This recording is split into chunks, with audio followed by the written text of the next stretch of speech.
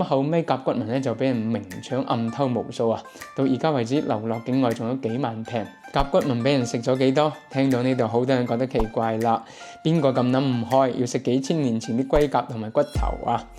不過我哋覺得奇怪咧，係因為已經知道甲骨文係咩啦。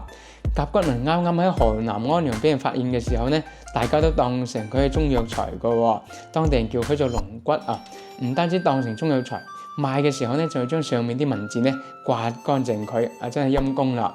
一直到咗光緒年間，呢個叫做范維興嘅古董商喺當地見到啲甲骨上面嘅符號，覺得奇怪，一次呢就買咗800瓶，然後轉手賣咗俾當時嘅國子監祭酒，即係最高學府嘅校長黃義榮。黃義榮呢對古文字好有研究，佢睇到甲骨上面啲符號呢，就判斷呢啲係上古時候嘅文字，就花高價買咗好多啦。不過可惜嘅係，黃義榮都未嚟得切研究就遇到八國聯軍侵華啦。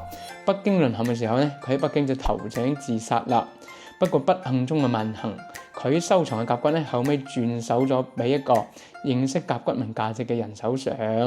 咁甲骨文嘅研究呢，就喺兵荒馬亂當中開始啦。